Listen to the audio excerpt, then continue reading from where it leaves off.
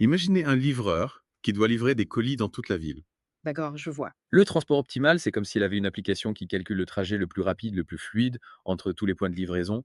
Au lieu de faire des détours inutiles, il va droit au but. Donc le transport optimal, c'est un peu le GPS de F5 TTS. Exactement. Il lui permet de générer la parole plus rapidement et avec plus de précision. Donc si je comprends bien, c'est grâce à cette combinaison de Covnex et de transport optimal que F5 TTS arrive à générer une parole aussi naturelle. Exactement. Mais ce n'est pas tout. Dans cette vidéo, je te montre les meilleurs cas d'usage avec Notebook LM. Comme tu sais, Notebook LM, c'est l'outil magique de Google qui va te permettre de discuter avec des documents, tes propres documents, des notes, des fichiers PDF, des liens YouTube, des liens Internet. Et on va voir tous les meilleurs cas d'usage que tu vas pouvoir utiliser dans Notebook LM pour élever ton business à un niveau supérieur. Allez, c'est parti. Comme d'habitude, n'oublie pas de mettre un like, de t'abonner à la chaîne et de mettre un petit commentaire pour m'aider à référencer cette vidéo. Allez, c'est parti, on commence. Avec Notebook LM, donc tu vas aller sur notebooklm.google.com. On va créer un nouveau notebook. Ici, tu vas pouvoir ajouter des sources. On va commencer par un lien, un site web. Donc, on va aller sur, donc je t'ai pris le blog ici, un blog des meilleurs cas, des meilleurs tips pour commencer avec Notebook LM, donc un article complet qui te donne les 8 cas d'usage. Donc toi, c'est un article en anglais, mais c'est pas grave, on va pouvoir le mettre dans Notebook LM. On va copier le lien de l'article. On va du coup mettre site web, insérer l'article et du coup Google va scraper automatiquement la page, faire une synthèse. Il va faire une synthèse du site web, tu vois, qui te fait un résumé en français puisque tu es configuré sur ton compte Google en français. Donc, il t'explique comment utiliser Notebook LM, un outil de prise de notes et de recherche d'IA de Google, pour analyser et mieux comprendre les informations tirées de diverses sources. Donc, tu vas pouvoir aussi ajouter différentes sources que tu veux, si tu veux discuter dans son ensemble. Et tu vas voir ici, tu peux commencer directement à chatter avec le document. Par exemple, donne-moi les points clés. Voilà. Et automatiquement, il va discuter avec ton, ici, en notant que ça charge, on va lui mettre un titre de ton notebook, on va lui mettre 8 tips. Notebook LM, Notebook LM. Et tu vois qu'en fait, il m'a fait une synthèse de l'article. Notebook LM est un outil qui vous aide à mieux comprendre les sujets pour lesquels vous travaillez. Il agit comme un assistant virtuel de prise de notes et de recherche. Et tu vois qu'en fait, ici, il m'a mis, tu vois, du coup, il m'a fait la synthèse du morceau de texte où, du coup, il m'a fait où il y a le point clé. Il m'a résumé cette partie-là. Ensuite, tu vois, ce qui est bien, c'est qu'il te source les informations. Il les tire pas au hasard. Il te fait une synthèse et tu vois qu'en fait, c'est en anglais, mais c'est pas grave, c'est en français. Et donc, tu vois, il m'a fait des points clairs, précis, avec les parties utiles pour gérer, connecter, synthétiser les informations provenant des sources multiples. Tu vois, tu vas pouvoir ajouter plusieurs sources. Si tu veux ajouter des documents qui n'auront rien à voir avec ta source, tu vas pouvoir discuter. Et ici, là, tu vois que je sélectionne avec une source. Par exemple, là, ici, je peux sélectionner une autre source. Admettons, je vais chercher une autre information. On va lui mettre 5 business case with notebook, par exemple, notebook LM. On va chercher sur Internet, on va prendre un article, un podcast. Là, c'est un podcast 5 business case use for notebook LM. On va prendre ça. Le médium de Boris Nikolaev. On va prendre cet article-là. Ok, donc là, on va prendre en anglais, en entier. On prend le lien. On va aller sur Notebook LM. On va site web. Ici, insérer. Et là, tu vois qu'en fait, il va scraper automatiquement le lien. Il te fait un résumé de l'article. Comment utiliser Notebook LM, prise de notes. Il propose 8 conseils d'experts. Ok. Et là, tu vois qu'en fait, ici, il m'a scrappé l'article en entier avec les différents exemples et différentes use cases. Et ce qui est intéressant, toi, il m'a du coup fait une synthèse sur les sujets clés. Je peux du coup faire une étude discuss de l'outil d'étude IA. Et là, du coup, là, j'avais sélectionné une source. Donc, j'ai sélectionné que la source. Je peux discuter avec la source, du coup, que j'ai scrappé de Medium.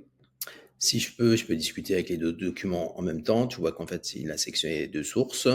Ce qui est bien, c'est que si tu recherches une information et tu sais pas où exactement, dans quel document elle se trouve, et ben, tu vas pouvoir simplement demander, en chattant ici, en sélectionnant les 2 sources et en demandant, quel est le meilleur cas d'usage avec Notebook LM, par exemple. OK, on va faire entrer. Et là, du coup, il va essayer de trouver l'information pertinente dans les 2 documents. Il va te donner les sources, dans quel document l'information, se trouve. Et voilà, donc du coup, il m'a fait une synthèse des meilleurs cas d'utilisation de Notebook LM. Une exploration des possibilités. Donc là, la création d'un guide complet, un atout majeur. Donc, il me met centralisation des informations. Là, il me met les différentes sources. Donc, du coup, c'est la source 1. Là, il a cherché ici. Il a trouvé ici les passages de texte.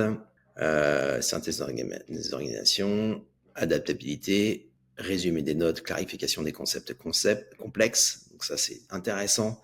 Si tu as un PDF où c'est très compliqué de comprendre le schéma, tu vas pouvoir le faire. Mais je vais te montrer aussi un exemple.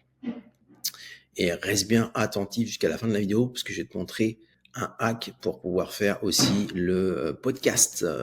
Tu vas pouvoir discuter, faire un podcast en français entièrement généré par l'IA de Google. Donc reste bien attentif jusqu'à la fin, je te montrerai tout ça.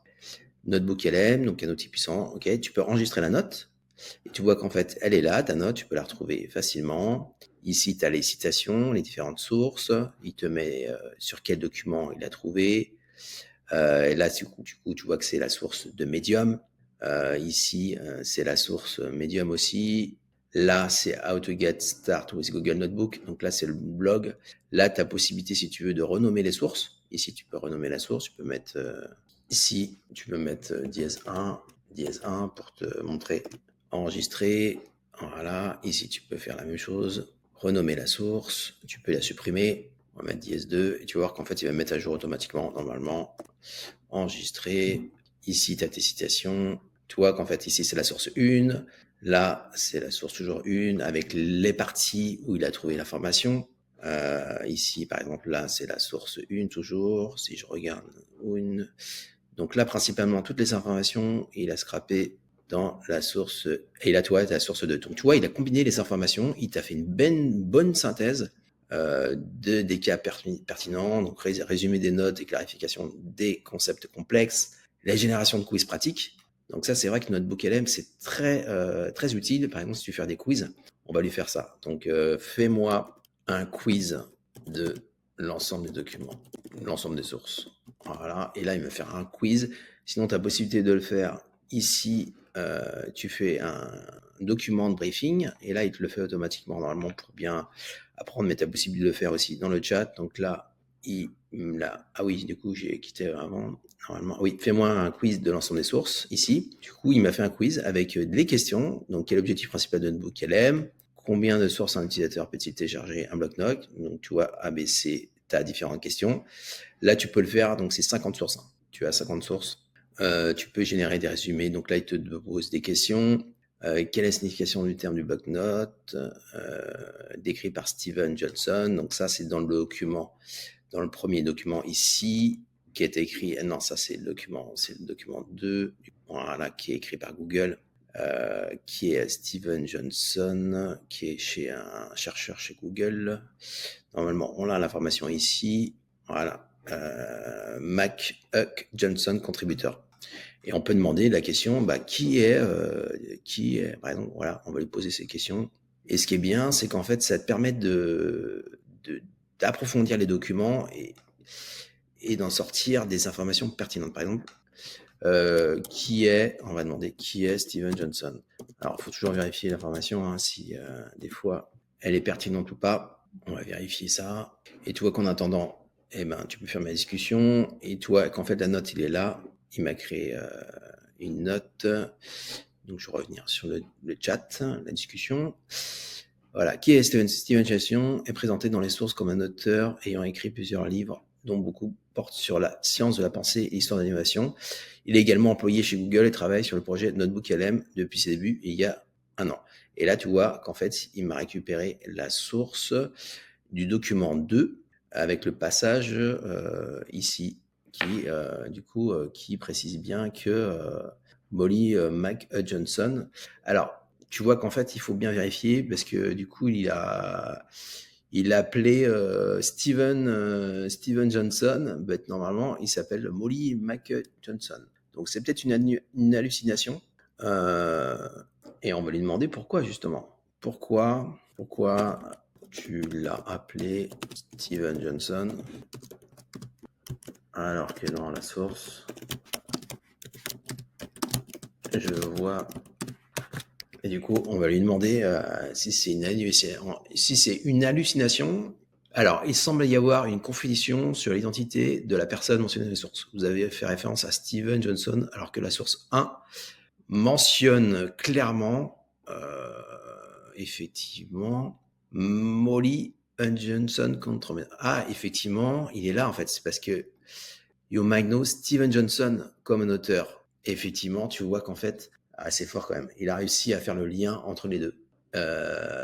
Il te le dit, même il est possible que cette confusion provienne d'une association d'idées. Steven Johnson est un auteur connu pour ses travaux sur la science de la pensée, un domaine qui peut être associé à l'intelligence artificielle. Cependant, il n'y a aucune mention sur une relation avec notre bouquet dans les sources fournies. Il est important de noter que les impressions. Ok, donc tu dois toujours vérifier, mais ce qui est bien, c'est que tu te donnes la source. Donc tu peux vérifier l'information, si elle est pertinente ou pas. Il te propose aussi des suggestions de questions. Donc, quelles sont les 3 principales fonctions que Steven Johnson recommande d'utiliser en premier avec Notebook LM? Il te fait, du coup, une synthèse. Alors, il te propose d'expérimenter avec des documents récents. Il te propose de télécharger les 10 documents les plus récents. Même si c'est pas lié entre eux, tu vas pouvoir ainsi te familiariser avec l'outil et de découvrir les contenus qu'il y a dans ces documents, même s'il n'y a aucun lien. Ensuite, il te dit de créer un bloc notes, donc un notebook LM avec tout dedans, contenant des informations générales qu'on utilise fréquemment, comme des citations inspirantes, des documents clés. Ça permet d'avoir une base de connaissances réalisée et facilement accessible, puisque effectivement, tu vas pouvoir enregistrer la note là, la retrouver ici, ici dans ton notebook. Voilà, et elle est ici, enregistrée là. Donc, tu vois, tu vas facilement améliorer. Et évidemment, comme tu attendais, la fonction phare ici, quand tu cliques ici sur guide du notebook, tu as possibilité d'avoir ton résumé en un éclair du document de ta source. Tu peux du coup faire des questions fréquentes sur des documents, faire un sommaire, un time map, un guide d'études, un document de briefing. Et tu as le podcast, l'aperçu audio, donc l'audio overview en anglais, qui te permet de générer un podcast audio avec 2 autres générés par l'IA. Et tu vas voir que la voix est quand même incroyable. On va le générer. Du coup, c'est en anglais. Mais comme tu vas rester, n'hésite pas à rester jusqu'à la fin de la vidéo parce que je vais te montrer le hack ultime pour faire du coup en français sans te prendre la tête à passer par des outils comme je t'avais montré ici sur le tuto. Je t'avais montré de le faire en avant-première. Ici, tu pouvais utiliser cette vidéo, comment créer des podcasts en français gratuitement, où je te montre étape par étape comment j'ai fait avec différents outils. Je t'invite à voir si tu ne l'as pas regardé.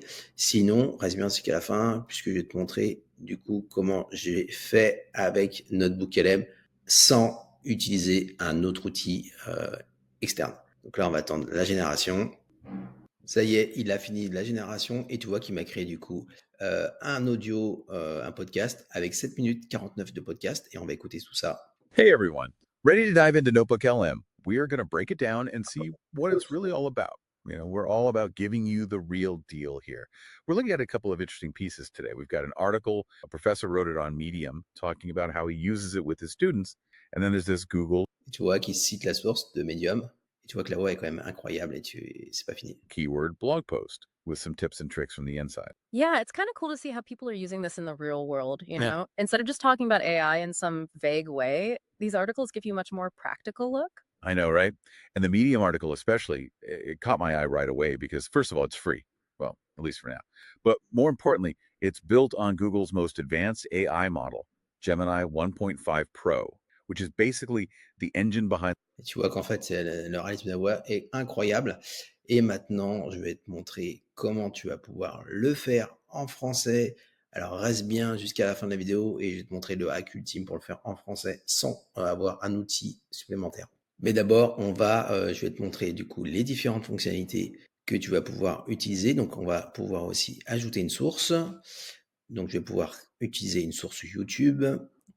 Donc, dans ce cas-là, je vais aller sur ici. Je vais récupérer, par exemple, la création de films par IA, le futur. On va récupérer cette vidéo que j'avais faite sur ma chaîne. On récupère partager, on récupère le lien. Et tu vas pouvoir, du coup, l'insérer ici sur Notebook LM. Tu fais un copier-coller. Tu fais insérer, il va scraper automatiquement ici. Tu vois qu'en fait, il m'a récupéré le transcript de la vidéo entièrement. Et du coup, on va pouvoir discuter avec ce document, faire une synthèse. Du coup, là, je vais fermer ça. Je vais sélectionner que la source là.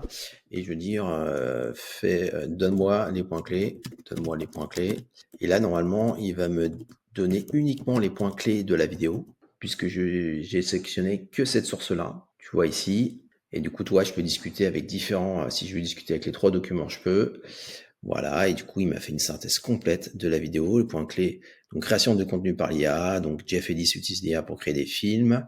Donc là, j'avais effectivement Google Notebook LM pour organiser des notes et créer des podcasts. J'avais présenté les nouvelles fonctionnalités aussi de Notebook LM avec la prise en charge des vidéos YouTube, les fichiers audio, Google Slide, l'avancée aussi sur les puces électroniques. Toi, il me fait une synthèse complète de la vidéo. Google Optimize invente la fabrication de puces, l'amélioration des qualités de la rapidité de conception. Ici, on avait les avancées de OpenAI avec le modèle vocal avancé, la disponibilité aussi du mode vocal de Google, les différents modèles de open source qui étaient sortis, 3.2. Tu vois qu'en fait, il m'avait complètement fait une synthèse. Si je regarde sur la vidéo, ici, tu vois qu'en fait, c'était bien. Donc, ici, si tu vois sur la vidéo, tu vois qu'en fait, c'était bien la création de la vidéo, les Google Notebook. J'avais bien DeepMind, OpenAI, Meta, Molmo. Et je peux demander, par exemple, si sur une des sources, par exemple, je vais demander sur la vidéo, parle-t-on de... Ah bah si, il le met Molmo ici. Molmo, tu vois, Molmo, nouveau modèle open. Donc, il m'a bien récupéré entièrement une synthèse de la vidéo. Ici, je peux, par exemple, si je clique sur du notebook, demander les questions, de faire un sommaire. Là, du coup, il va faire un sommaire uniquement sur cette source-là. Et ça me permet de combiner aussi différentes sources différentes. Je peux faire ici. Ce que j'aime bien aussi, c'est dans toi, en fait, une fois que tu as fait tes discussions, toi, il m'a créé la note automatiquement. Ici, je peux mettre un titre. Je peux mettre note sur... là, c'est mon sommaire. Sommaire. Vidéo. AI Juto.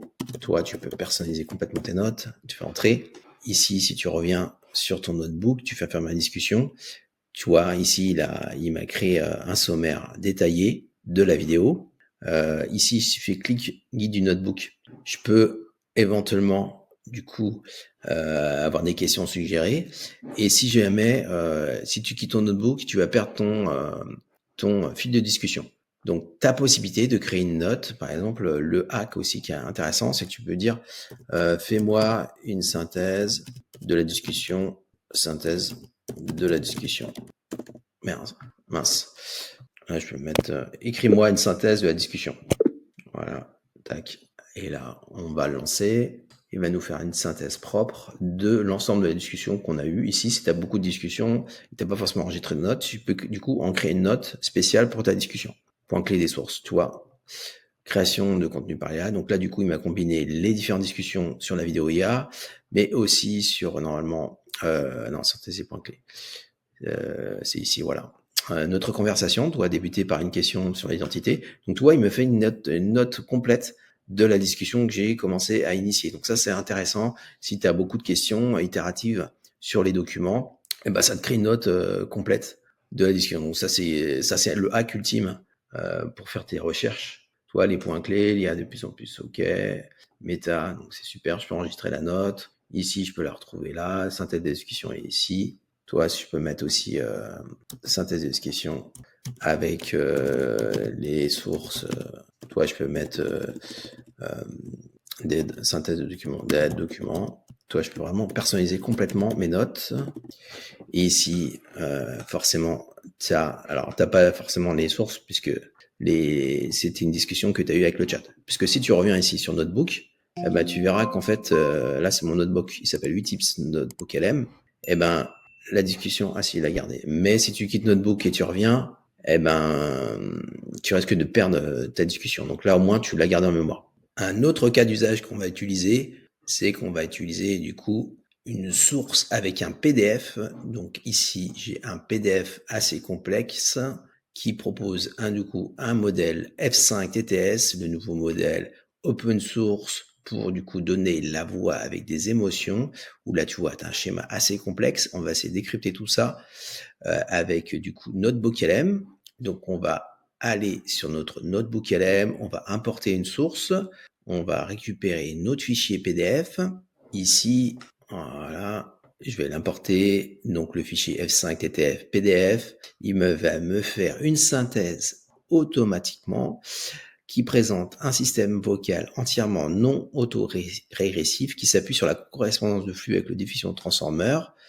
Conçu pour être simple et efficace, se distingue par sa capacité à produire un discours naturel et expressif, donc avec les émotions en zéro shot. Donc en un seul prompt, tu vas pouvoir avoir une voix avec des émotions, tu vas voir, c'est quand même assez incroyable. Si tu veux, je pourrais te faire un tuto plus tard sur la chaîne, donc n'hésite pas à mon commentaire si ça t'intéresse. Le système surpasse des modèles de synthèse vocale existants en termes de robustesse, d'efficacité et d'inférence. Il utilise Next pour la modélisation textuelle et une stratégie d'échantillonnage de flow appelée sway slamping.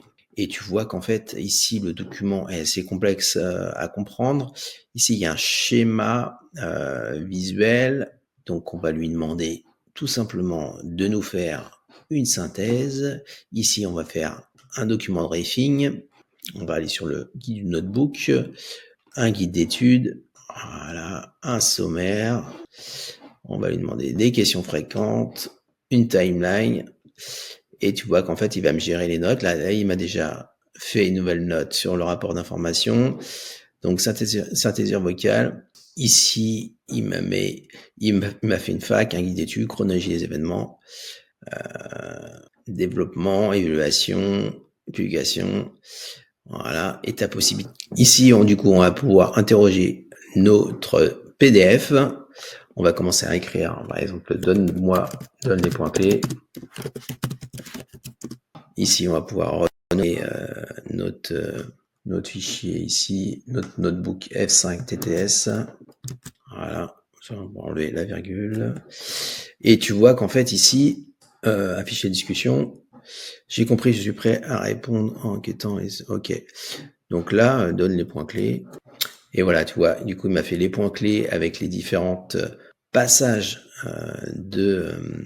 les passages du document. Tu vois, dans le PDF ici, il m'a souligné les parties où il a agrégé l'information. Ici, tu as même le possible de le faire avec les infobulles. Ici, tu vois, le fichier, la source est bien le PDF, les passages ici, text to speech synthesis, ok. Donc, est un système de synthèse vocale entièrement non agressif. Ok.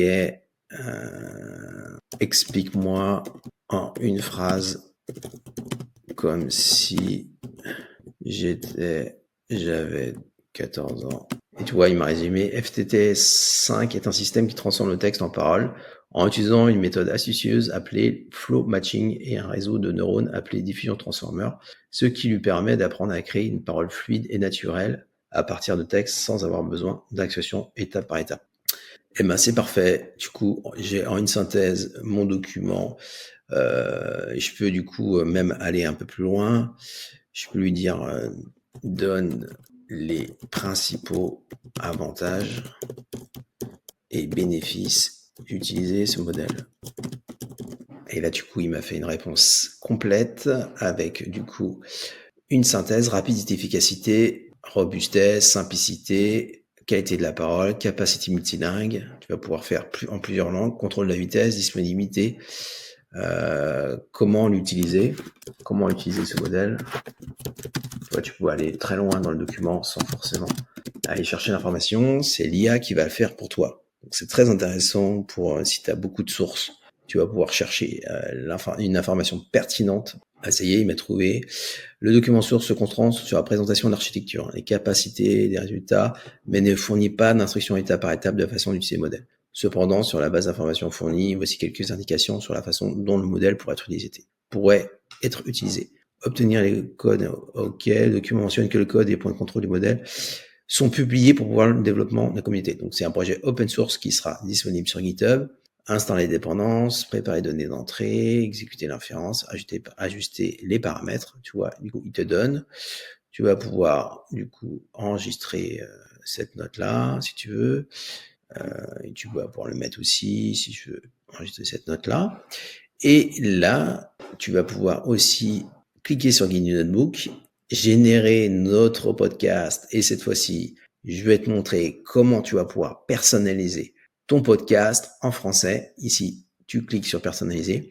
Tu vois que par défaut, c'est en anglais. Donc, si tu mets même décrit ton... si tu mets un prompt, le podcast doit être en français.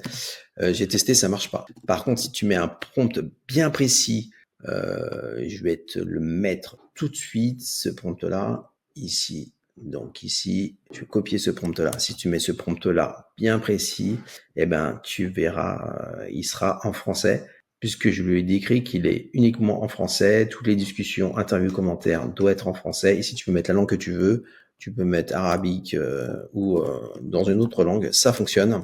Pas d'anglais autre que les anglicismes, transformés en anglais. Et là, on va lui mettre du coup une autre directive. Et on va pouvoir orienter, par exemple, le podcast, lui donner des directives par exemple, tu es des podcasters, tu es John,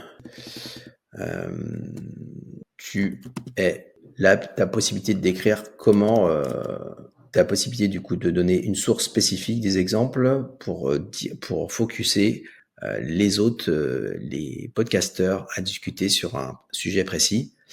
Par exemple, parler des sujets principaux, capacités limites, ok, cibler un public cible spécifique. Et ben, du coup, on va spécifier notre public. Donc, notre public, notre audience est on va dire des jeunes étudiants et des jeunes étudiants. On va faire générer. Et là, tu vas voir que la magie, c'est que tu vas avoir ton podcast en français. Et ça, c'est le hack ultime. Donc, n'hésite pas à mettre un like et un commentaire pour me soutenir au niveau de mon travail sur la chaîne.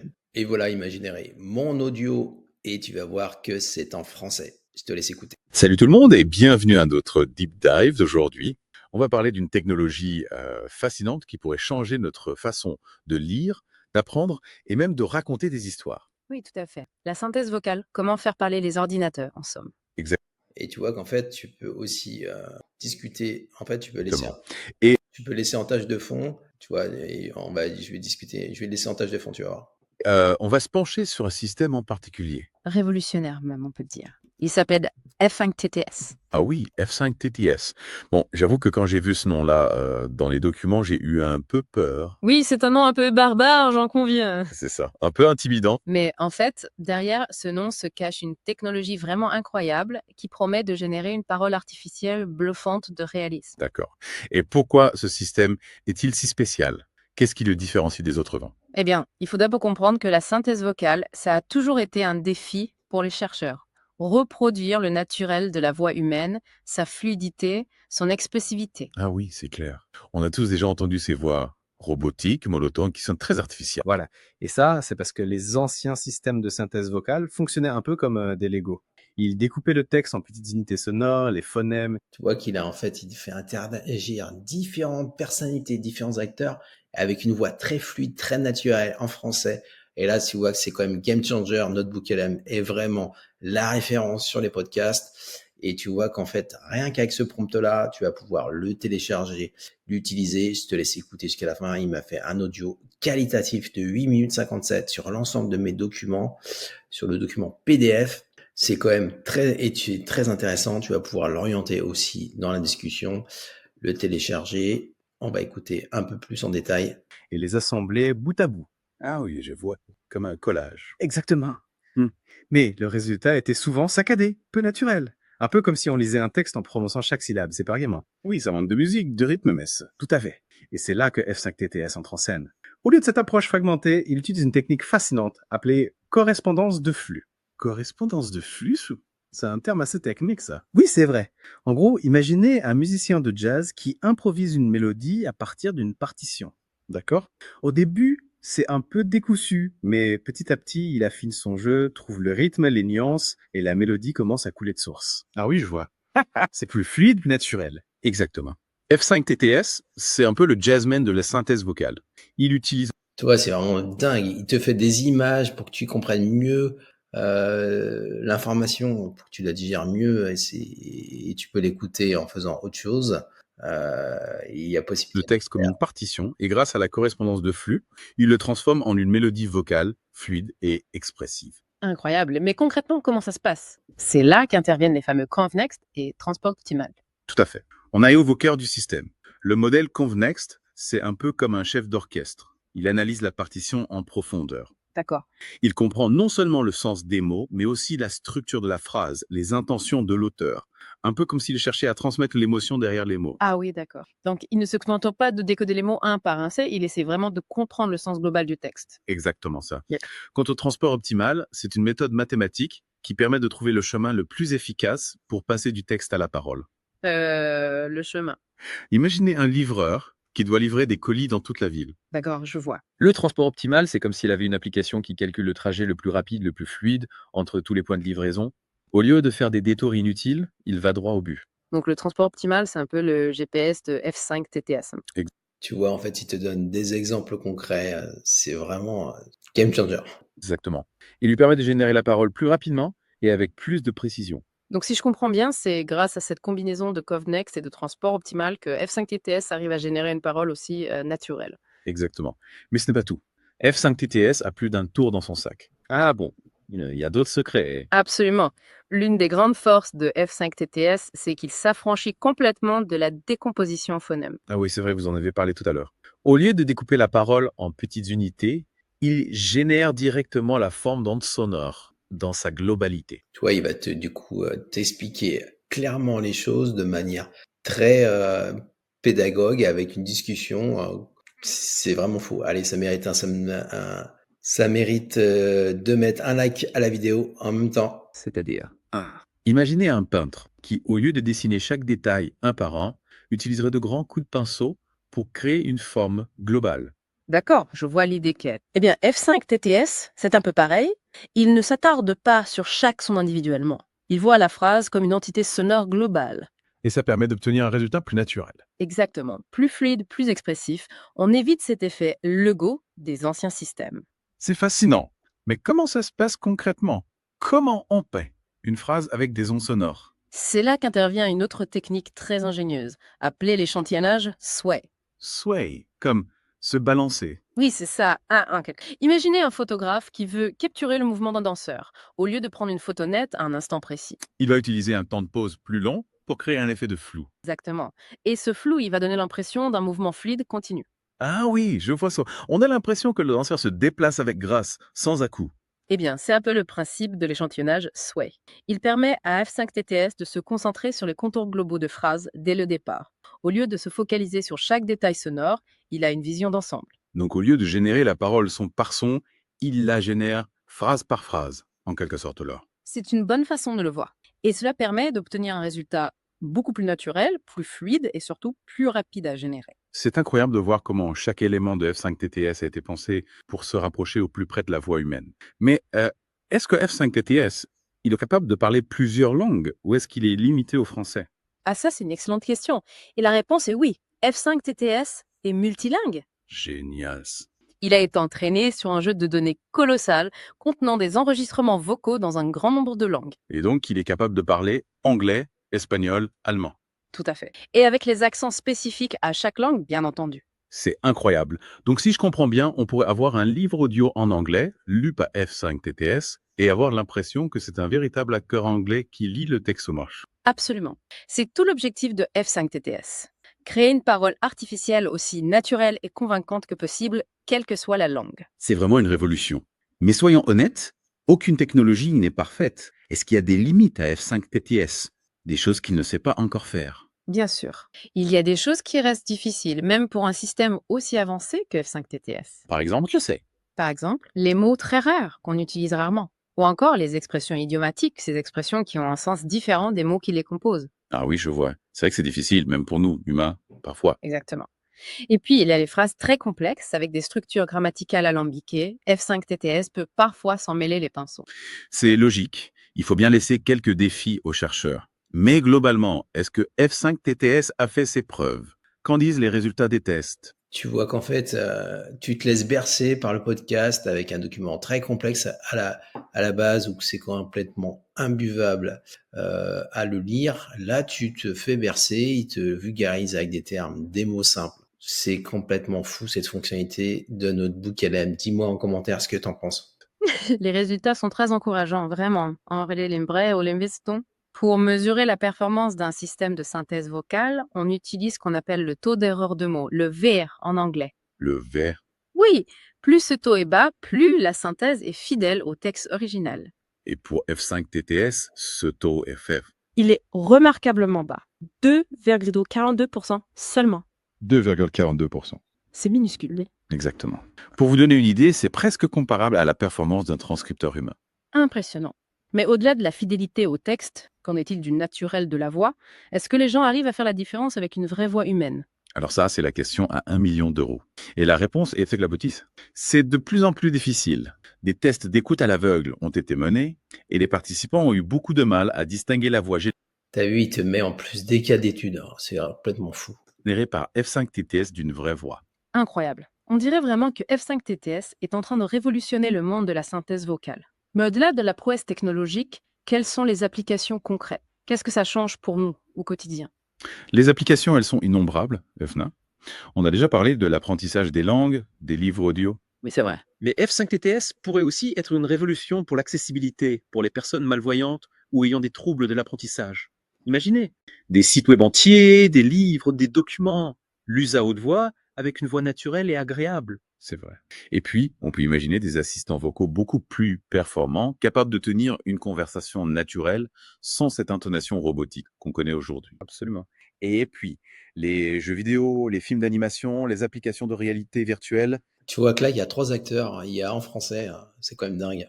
Avec F5 TTS, on peut créer des expériences beaucoup plus immersives, plus personnalisées.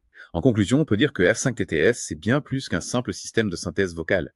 C'est une vraie révolution technologique qui ouvre la voie à une multitude d'applications dans tous les domaines. Et ce n'est que le début de l'aventure. Avec les progrès constants de l'intelligence artificielle, on peut s'attendre à des avancées spectaculaires dans les années qui viennent. Merci beaucoup d'avoir partagé votre expertise avec nous, c'était passionnant. C'était un plaisir. Chers auditeurs, on espère que ce deep dive vous a plu. N'hésitez pas à nous laisser vos commentaires et à nous suggérer des sujets pour les prochaines émissions. À très bientôt. Bon, tu vois, tu peux couper ton podcast. Tu vois qu'en fait, du coup, il a un peu halluciné. Il a présenté différentes voix avec différents acteurs, mais ça donne un podcast d'une qualité, d'une très bonne qualité. Dis-moi en commentaire ce que tu penses, ce que tu en penses. Du coup, on va pouvoir le télécharger. Tu peux aussi le supprimer ou en générer un nouveau modèle. Ici, je vais le mettre en français, TTS en FR. Je vais enregistrer et en fait, tu vas pouvoir le mettre une nouvelle source aussi. La petite astuce, c'est que tu vas pouvoir discuter. Ici, on va sélectionner un fichier audio. Tu peux mettre ton fichier audio. Là, on va mettre notre podcast en français. Et ce qui est bien, c'est que du coup, il va te le transcrire automatiquement, le fichier web, et tu vas pouvoir discuter avec ton podcast pour connaître les points clés. Donc là, tu vois qu'en fait, j'ai une nouvelle source qui s'appelle .web, où là, il m'a fait le transcript du podcast. Donc en fait, c'est super, il est en français. On peut du coup discuter avec cette source-là. Donc je sélectionne la source du podcast en .web et je lui dis donne-moi un sommaire. Et là, du coup, il va discuter avec la source 1, une source qui est sélectionnée, qui est ici, le .web. Et là, du coup, il me donne le sommaire du podcast F5 TTS. Il te fait donc un système vocal révolutionnaire qui vise avec une technique appelée la correspondance de flux. Il me donne les exemples dits dans le podcast. Imaginez un musicien de jazz qui improvise sur une partition. Ça fait la même chose sur le texte. Il transforme avec une mélodie vocale fluide et expressive, avec les différents aspects discutés dans le podcast, le contexte, avec les sources ici qui ont été décrites, les passages. Tu vois, c'est vraiment génial, hein. Notebook LM, c'est vraiment game changer. T'as tout, il m'a fait ça proprement. Je peux l'enregistrer dans une note. Et là, j'ai ma note. Je peux mettre ici. Ici, il me l'a mis. Et là, je vais mettre le nom. Note de mon podcast. Ici. Et si le podcast ne te plaît pas, bah, tu vas pouvoir en générer un nouveau. Il te suffit pour cela de supprimer. Et tu vas pouvoir personnaliser. Ici, il faudra que tu mettes ton prompt. Tu pourras donner des indications pour dire uniquement te concentrer sur un thème spécifique ou pour parler d'un élément clé d'une note. Tu vas pouvoir du coup guider sur les animateurs IA pour qu'ils puissent te générer un podcast complètement personnalisé. Donc cette fonctionnalité est vraiment game changer. Ça mérite un like, un commentaire. Et c'est parti. Et maintenant, je vais te montrer une fonctionnalité encore avancée, un cas d'étude que tu peux, en fait, qui va te permettre de mieux comprendre un document. Si par exemple, je vais faire un quiz, donc je vais demander, écris-moi un quiz. Donc un quiz sur les deux sources. Là, j'ai sélectionné deux sources. Donc là, il va m'écrire un quiz. Et tu vas voir qu'en fait, on va personnaliser ça pour du coup mieux comprendre les documents. Alors voilà, il m'a donné donc les questions avec les réponses. Et là, ce qu'on va faire, et là, je vais te montrer une astuce qui va te permettre de pouvoir tester ton quiz de manière beaucoup plus intuitive. On va demander à Claude de nous générer une petite application visuelle pour pouvoir tester ce quiz de manière interactive. Donc, en fait, on va lui mettre un prompt. Écris-moi une application quiz que je peux du coup personnaliser avec ses questions et réponses. Voilà, et on va copier, on va lui donner les réponses. Je vais créer une application de quiz personnalisée en React. Et du coup, j'ai oublié de lui donner les questions.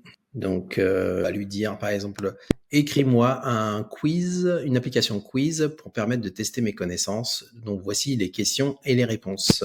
Et là, du coup, je lui ai fait ce prompt-là. Ici, je vais copier le questions et réponses de Notebook LM. Ici, je copie là. Je vais dans Claude AI, je vais faire CTRL-V. Et là, du coup, automatiquement, il va me générer un quiz à la volée avec la fonction artifact de Claude AI, tout simplement. Donc là, il me fait un quiz. Je veux qu'il soit interactif dans mon navigateur. Et là, normalement, il va me coder une application avec du coup le framework React et avec un système de notation automatique. Et ce qui va te permettre du coup de tester tes connaissances sur le document PDF ou le document l'ensemble de tes questions. Et tu vois qu'on va imaginer un quiz. Quelle est la principale innovation technique de F5 TTS? Donc par exemple, c'est du coup de mémoire la technique de correspondance de flux. Voilà, c'est la bonne réponse. Ensuite, il passe à la question 2. Quel composant agit comme un chef d'orchestre au hasard? Mais normalement, c'est pas la bonne réponse. Ah si, c'est la bonne réponse.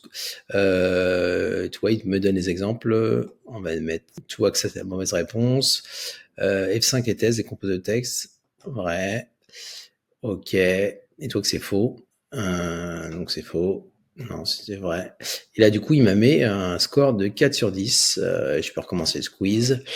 Et là, je lui ai demandé si les réponses sont fausses, donne les explications.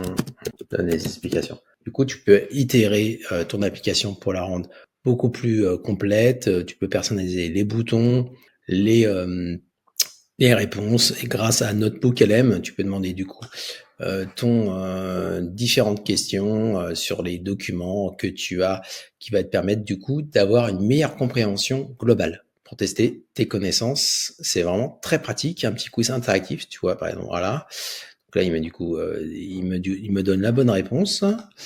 Il explique pourquoi c'est une bonne réponse. Là, c'est la question 2. Là, je mets OK. Donc, c'est bon. C'est un chef d'orchestre. Compte next.